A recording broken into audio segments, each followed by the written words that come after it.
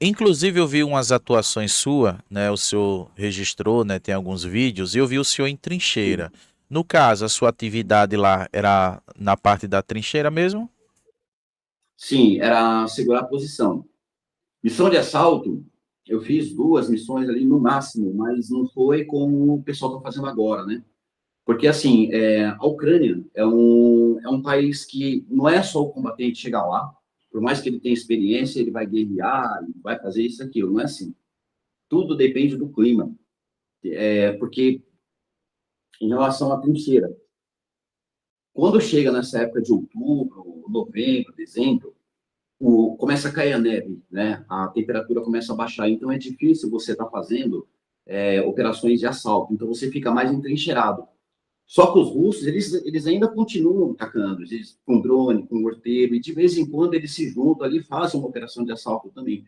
Então, a minha missão ali na trincheira era fazer isso. Quando chegou o verão, que derreteu a neve, virou um lamaçal do caramba, aí começaram as missões de assalto. E aí a gente foi sim, nós fomos duas vezes para missões de assalto. Agora a trincheira, mais de 18 vezes de missões.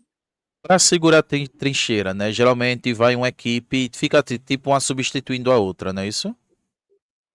Sim, é assim, eu posso falar da realidade que eu passei em Lugansk. Lugansk foi a cidade que eu trabalhei fazendo a defesa de trincheira, né, segurar a posição. É, nós íamos em 8 combatentes, né, ia 4 ucranianos e 4 da Legião. E nós chegávamos naquele ponto, o blindado vinha buscar a gente, né, às vezes era o BTR ou era o caminhão Kamaz, ou às vezes um tanque, alguma coisa assim, e a gente se embreava lá dentro igual uma lata de sardinha, exceto o Kamaz, né, que o Kamaz é um caminhão espaçoso, né, só que o Kamaz a gente engolia muita poeira, aberto, né, eles passavam por cima de buraco, cara, terrível, cara. Essa guerra é nível hard, com certeza. E aí a gente desembarcava num determinado ponto, e nesse determinado ponto a gente ia caminhando 7 quilômetros, 11 quilômetros, até chegar na posição, nas trincheiras. E quando a gente chegava lá, a gente já rendia o pessoal que estava lá já 3 dias, 3 noites. Cada missão era 3 dias, 3 noites. Isso é a realidade do batalhão que eu estava, que era o primeiro batalhão, Charlie 3, da Legião. E assim era com a gente também. O pessoal vinha, rendia a gente, perguntava o que aconteceu, a gente passava a situação, né? E essa caminhada era a caminhada da morte. Eu costumava sempre fazer oração do Salmo 23. Eu não sou religioso, mas eu acredito em Deus, né?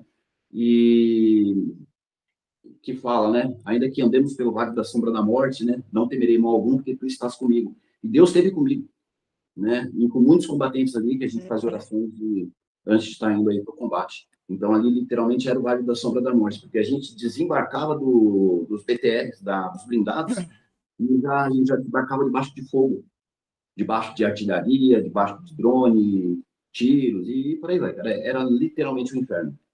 Só para esclarecer, né? Porque assim, meu público é mestiço e tem pessoas que não entendem nada sobre guerra. Vamos lá. Quando Claro. vocês avançam um território, né? Aí vocês tomaram um território. Automaticamente vocês cavam uma trincheira ali para manter aquele território? É assim que funciona ou não? Sim, os ucranianos eles têm uma espécie de um maquinário que faz isso. Ele chega ali, cava a trincheira rapidinho, né? E aí depois vem o restante da tropa e começa com a pá mesmo ali caminhar. Quando a gente pegava a trincheira crua, por exemplo, dava para saber porque o buraco era pequeno, né? Era mal estruturado. Agora, quando a gente entrava e tinha aqueles buracos aqui dentro, né? Tinha outras camadas, né? A gente literalmente ficava embaixo da terra, né? Encolhido, né? E as bombas caindo, tremendo, tudo caindo terra e tudo. E aí a gente via que já era uma trincheira um pouco mais antiga. Geralmente, essas trincheiras, ela fica mais ou menos quantos metros da trincheira do outro rival? O inimigo, olha, é sinistro, sinistro. Por quê? Eu posso falar da minha realidade, tá? Eu não sei como é que está hoje, mas na minha realidade ali em Lugansk, nós ficamos de 200 a 400 metros dos russos. Inclusive, infelizmente, teve alguns casos de fogo amigo, porque um ucraniano confundiu com o outro, achou que era um russo e acabaram se matando ali, né? Então, a gente estava muito perto. A gente escutava os russos bebendo, tocando sanfona, aquele acordeão, escutava os russos brigando. O russo bebe e começa a brigar, começa a sair na porrada. E é foda, cara. Essa raça, não tô criticando a raça, na verdade, né? Mas é um povo que é complicado. É um povo bem assim, pelo menos esses, né? E a gente escutava tudo ali, o tanque indo para cima e para baixo. Tinha um T-90 russo que estava próximo da gente, a 400 metros. Era sinistro. Todas as 6 horas da manhã, eu já escutava o barulho do tanque. Bum! Aí você escutava o projétil cair ali perto. Nossa, mas era terrível, terrível mesmo. Na questão de drone, eles, tipo assim, ou eles ou vocês lançavam drones para observar a trincheira inimiga, ou isso não acontece? Acontece muito. Os drones estão a todo momento. Tanto é que no inverno, se você tem drone que ele localiza, eu não sei bem dizer o nome, tá? Mas ele localiza você pelo calor, um drone térmico. E se você, por exemplo, você está ali no inverno, se você urinar fora da trincheira, o drone vai te localizar. Se você acender uma vela de trincheira, por exemplo, a vela de trincheira é uma latinha que a gente colocava resina dentro, papelão, e ali colocava fogo para se aquecer. Eu usei muito essas luvas aqui, lá na Ucrânia. Ajuda muito pouco, viu? Porque o frio ali, abaixo de 30 graus, 25 graus, ali é um frio mortal. E assim, Terrível.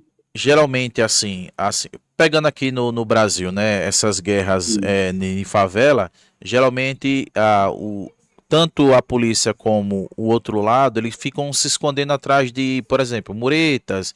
prédios. Isso não acontece lá não, isso sempre é a trincheira. Não, não. Tem lugares que tem cidades, né, que já são destruídas, aí o pessoal se abriga em prédios, né? Tem lugares subterrâneos também, por aí vai. Mas a minha realidade foi floresta, foi trincheira e só aqueles buracos ali mesmo. Não tinha para onde correr. Vamos As lá. árvores, né, que ficavam na frente, todas elas ali, tipo, a gente chegava numa trincheira nova, tinha árvore. Mas passava uma semana, a gente ia para a missão novamente, chegava lá, era um deserto. Não tinha árvore nenhuma, de tanto projeto que passava ali. A minha Repetido. curiosidade era essa, porque a gente vê nos vídeos, né, várias árvores praticamente mortas. Então isso é Sim. porque houve guerra ali, combate, tiro. Agora eu vou falar uma coisa, uma curiosidade para quem não foi para a Ucrânia ainda, quem não teve na linha de frente. Todo combatente que teve na linha de frente, especificamente no verão, observa uma coisa: os passarinhos, a natureza é impressionante. Os passarinhos, por mais que cai bomba, cai tudo, eles ficam cantando ali, no meio da guerra. Eles não se assustam, eles não vão embora, eles ficam ali. Impressionante. Você acorda Curioso. escutando um monte de barulho de passarinho. Pô, tão barato.